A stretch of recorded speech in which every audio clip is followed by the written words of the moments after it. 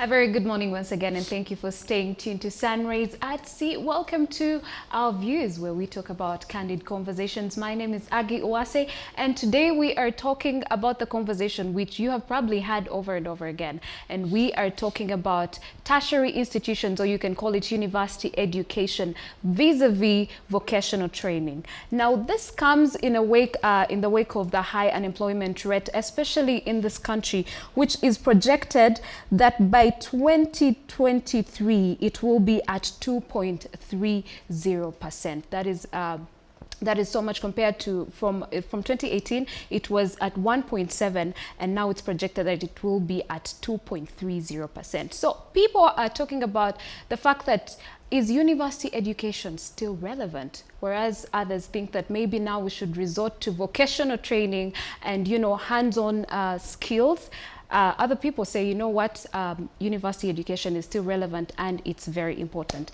Well, joining me at the center of this conversation is Shivan Auma on my far right, and right next to me is Brian. Good morning, good morning. Lady and gentlemen. Good morning.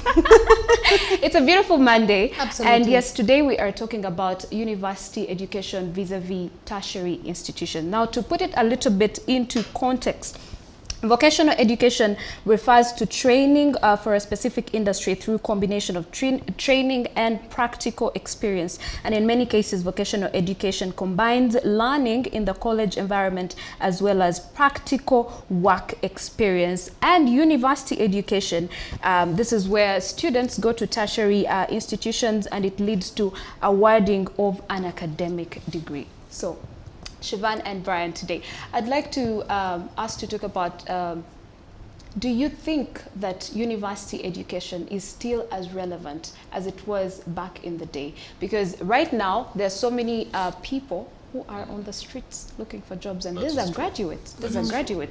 So people are talking about, do you think it's actually still relevant that we should, you know, finish a secondary education and then go to university? Or should we just, you know, head to vocational training, because that gives you hands-on skills whereby you have that experience? Because when it comes to university education, it's more of theory. And lately, so many workplaces require, you know, you're applying for a job and they tell you we need probably 5-year experience, 3-year experience, and you're fresh from university and you do not have the experience. So do you think that university education is still as relevant? We shouldn't be pointing fingers at either tertiary or vocational institutions.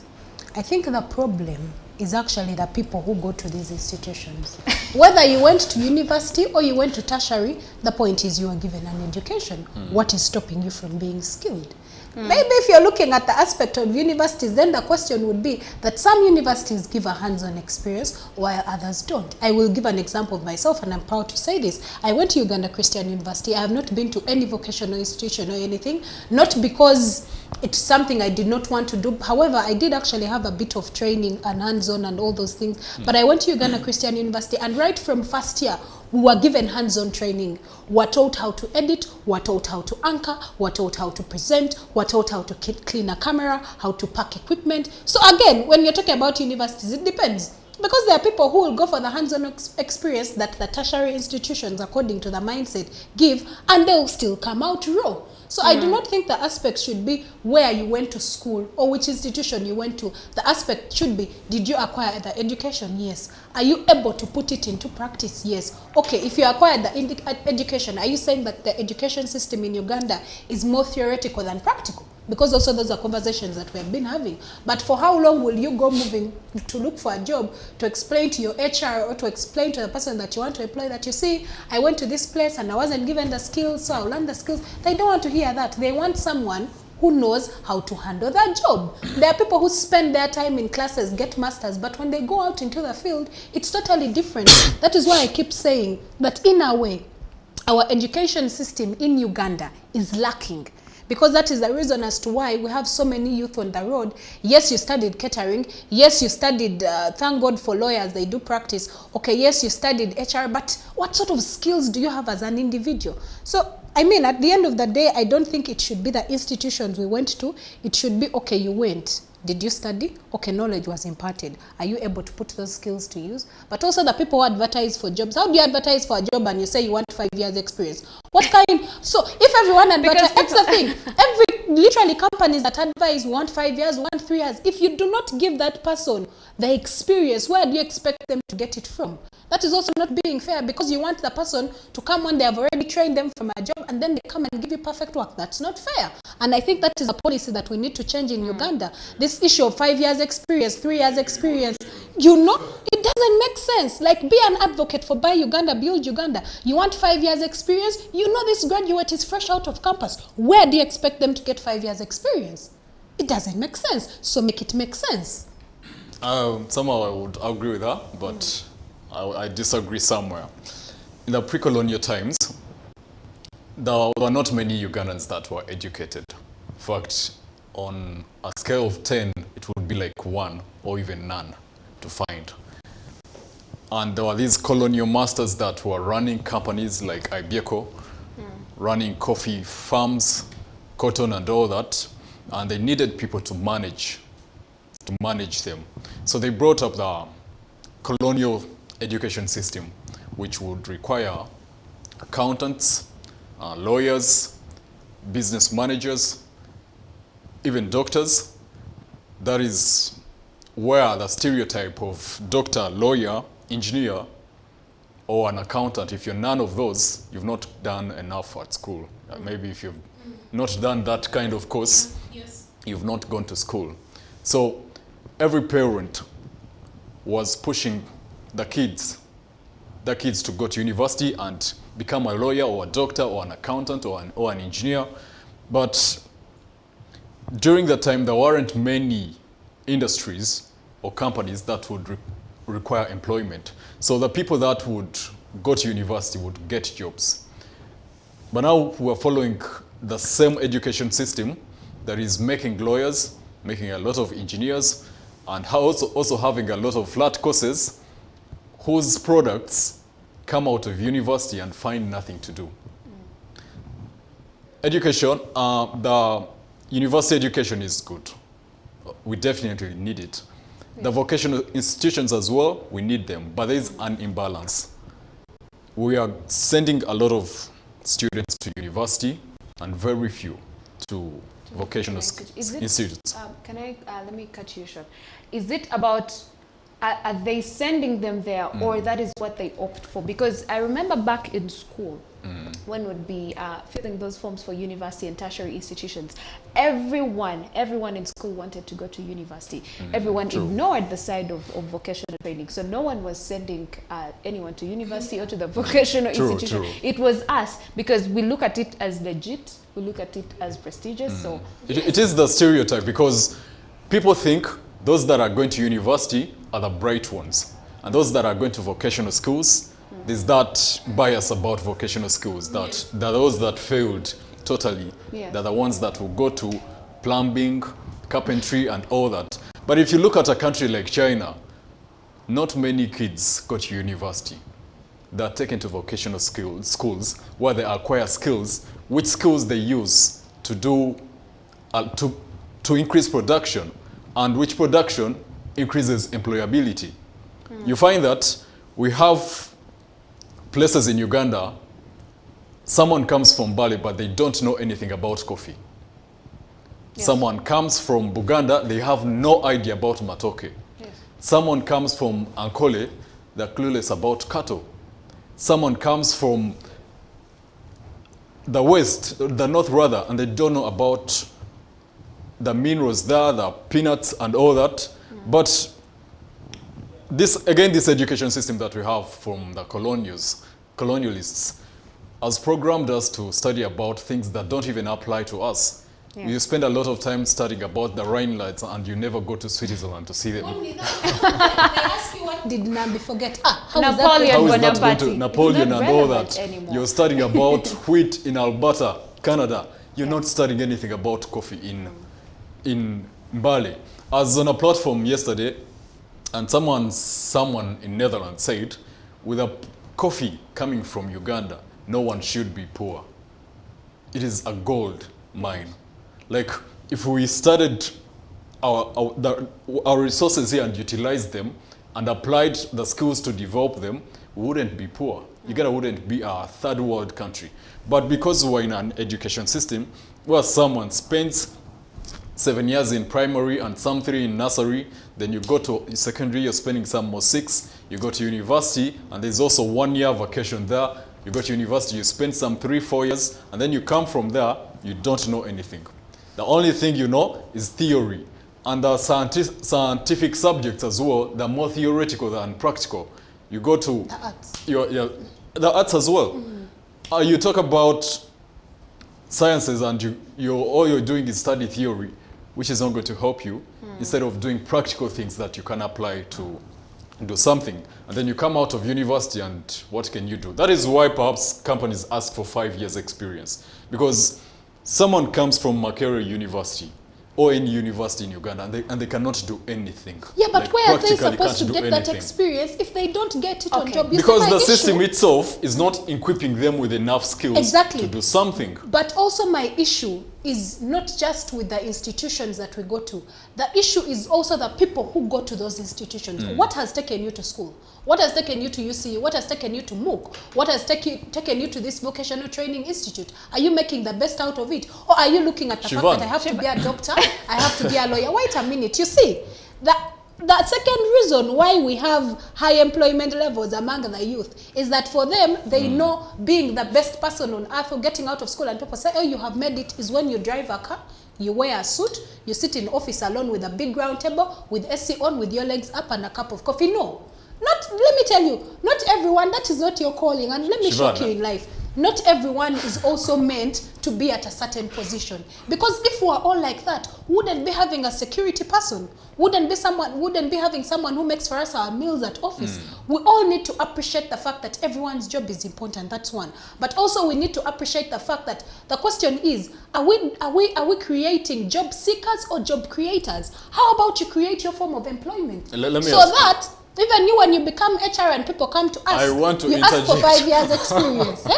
Siobhan, here's the thing. No, When let you me, talk let me about- first okay, ask her. okay. So, Siobhan, how many were you in your class? I don't remember. In my class, particularly the Give an journalism estimation. class, about 45. 45. Yeah, How many are employed to some media company out there? Who have been lucky enough? That Who have should been be lucky that enough, should yeah. be the Well, question. I'm not in contact with all of them, but we took different spaces. Some of them are in media, some of them are in communication, some of them are practicing social media. So yeah, there are people. We're that are having employed. a Some situation. of them, because if you look at the percentage, I would say about 30% of them are employed now. No, we're having a situation in Uganda where a university class that graduates of, let's say, 100 Yeah. has 10 people getting jobs, speaking for all these 100. And these other 90 just are And stuck somewhere. most of them actually do not get these jobs on merit. It's usually technical, who knows who, something like that, who knows you. And you find actually one who is more qualified, who has the higher GPS, CGP, yeah. is the one who is seated back at home. And the other person who actually did not do really well in school, who did not, get all these practical skills, is the one who has the job. Let me give you an estimate. This is actually something that shocked me. I did a survey. I was walking around different universities. I will not mention their names. But when you look at the numbers they have, for example, when you ask how many law students do we have, they are mighty. They're about 2,000. When you ask how many students are practicing for medicine, very many. How many people are doing communication? Very many. How many people are doing arts and MDD? Very few. Why? Because our minds are told that when you do MDD, when you do arts and crafts, you are a failure. But that could be your calling. That could be your silver spoon. Can we get out of our comfort zones and try to make the best out of everything? Don't you get tired of being employed? Why don't you also be the employer? Siobhan, Change. Aggie, Yes. another situation, another problem we are having, the commercialization, the monetization of the education system. Schools in Uganda, starting from nursery, have so much monetized the education system in that all they care about is business, getting a kid to pass, and as long as they pass the exams, which most of the times Yes. don't determine what happens to you after university. So you finish as secondary school, you've passed. University, you've passed. A lot of theory, you've passed the exams, and your transcript is so colorful, but you cannot do anything. But initially, you would go to the traditional schools, they had vocational activities. Yeah. If they would study from, let's say, morning up to like 3 or 2, and then after they go to their vocational clubs. Yes. They have carpentry, TD what clubs, MDD clubs. In that, by the time someone finishes school and fails to get a job, they have something else to back them yes, up. they have you get? skill or two. But And that that is shouldn't not appear happening as you anymore. see, that's the problem. That shouldn't be as a plan B. It should be part of the school curriculum from the word go. So this Because goes these back. things This are goes not in back our to the curriculum. educational system. Yes, they are not in our doesn't- curriculum. True. They are put as clubs at the MDD, at Simani No, it is Showcase the Your curriculum Talent. as well. They should be, no, there should be a class that today we are doing IT. Today we are learning it how should to be dance like compulsory. Baganda. Today we but also when you look around in the schools, let's first of all start from our primary and secondary schools. How much Ugandan content do we teach our people? How much? How much Ugandan content? Yeah, that is a big point. How much Ugandan content do we impart in children who go to school, starting from nursery? The other day, my sister came back from home and she was telling me a story, and I'm like, why are they teaching you US history? For what? It's not relevant. How about you learn, it might be valuable, but how about you learn where you come from? So that when you learn where you come from, when you're let out into the world, you know the kind of human beings you're dealing with. You're there learning US history, you're there learning about China and Canada. You may never get an opportunity to go there. Then you know how Canadians behave, but you don't know that Ugandans can be very toxic and they can beat the hell out of you. Why? Because you have not been taught.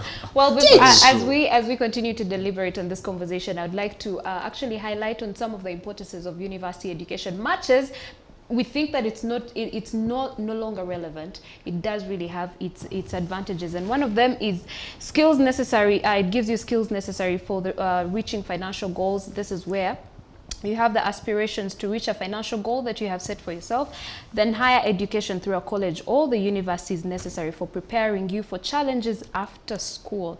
And the next one is learning how to bring about a desired change in the world. A college and university is an environment where great minds converge to carry out research, and this has a significant impact on students. Through a wide variety of courses, attending a college or university will help mold critical thinking, and that is absolutely right. And the next one is person-to-person network, which is very important. College or university certificate degree allows an individual the opportunity to expand their circle through interactions with people from all walks of life, making bonds with individuals from different backgrounds, and it helps you to widen your network. Now, my question would be, is it still worth it to actually invest in university education? And I'm speaking from the point of you personally, because, well, there is loan schemes, and I feel like for me, they are actually not working, especially if you get a loan scheme. There is a student loan, a university student loan scheme.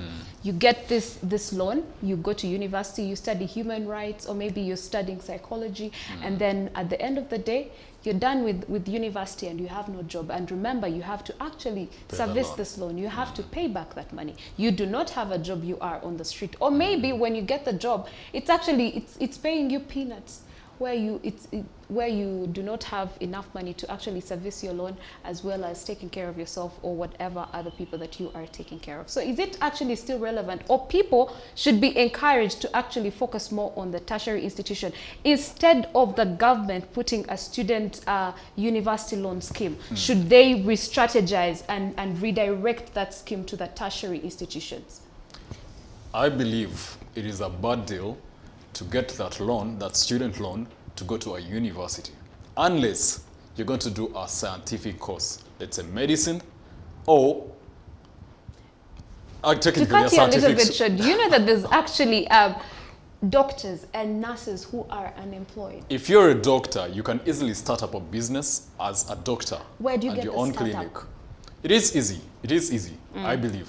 You can start. We don't have to start with big hospitals or like a place you start from Naguru or what. You can go up country, start up something simple. As long as you're licensed and you're really a doctor, you can make it.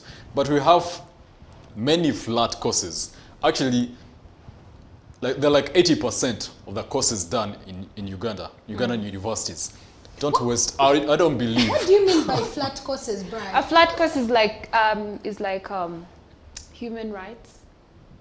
I want Brian to explain, because his hand was brought in. When you say flat courses, what do you mean exactly? Like, they're not those those courses that don't have hands-on skills that can be applied to do something, to produce something. Let me tell you something. Your biggest enemy is you, and your biggest advocate is you.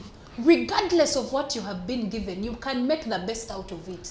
Siobhan. I think these are the reasons as to why people feel that they cannot do certain courses or certain subjects, because they have been termed as flat. Siobhan. You're talking about human rights. Yes. How many people, do you know the number of lawyers that are making money because they studied human rights? And that is here in because they have Uganda? a background of law. But for as long as you just go But to human university rights and is a do human necessity. rights, We have human it's rights a very activists flat here in course. Uganda. It's a Let me very tell flat you. The course. reason even why we're having discussion on our views about women empowerment is because we have women that have studied human rights. But Siobhan. even you as an individual, it is important. Do you know that 90% or 80% of the Ugandans in this country do not know their rights as human beings? Do you know that? It is the Siobhan. reason we do. Let me tell you something. It is very Siobhan. important. I did business administration. I have a degree in business administration.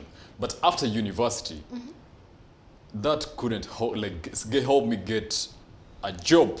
That Why are you getting a job? Why don't you create a job? Wait, let me finish up. Siobhan is Why? not as easy as you say. It is created. It's not as easy as How you many think. jobs have Let me you finish created? up. Easy. Let me Nothing is finish ever up. easy, but are you committed? Why the business administration course is there? Initially, there were many companies that were there, the pre-colonial times, that Yes. were starting up those for cooperative societies and coffee factories. They needed business administrators, and this course was a big deal. But as time goes on, this course has become a segment of other courses, and as a course of its own, you cannot. It is producing a lot of people, a lot of students that will need jobs after university. Which jobs? We don't have many companies to employ Because you them. don't want to create Wait. Not many people. And even still, the quality of that has not helped many people, the students that graduate from business administration. That is why we have 70%.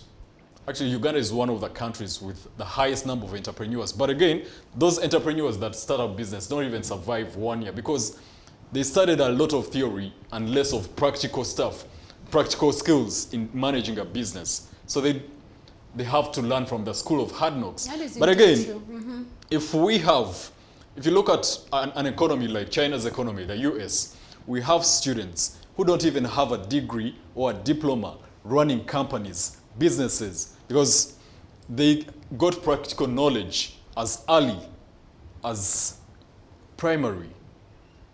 And they developed it. They got something to do with their minds, with their hands, which we don't have here.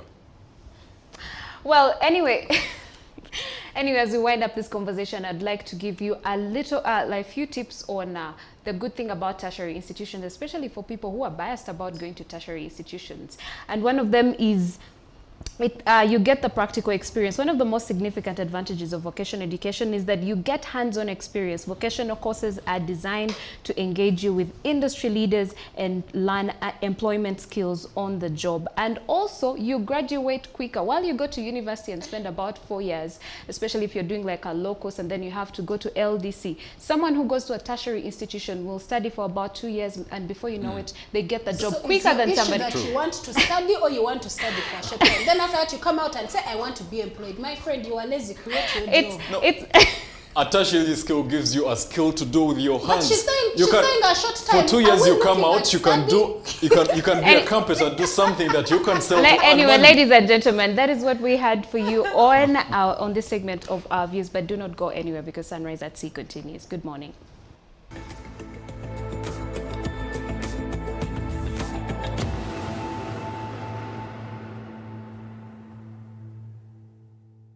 Good morning once again, and thank you for staying tuned to Sunrise at Sea, all the way from 7 a.m. up to 3, rather from 7 a.m. up to 3 a.m., rather 9 a.m. this morning. Thank you for joining us, and thank you for always being part of Sunrise at Sea and for being part of CTV. Siobhan, why are you laughing? Anyway, we had an amazing time on the show today. Remember to catch us tomorrow, same time, same station. Stay tuned to Sunrise at Sea and CTV as well. Good morning.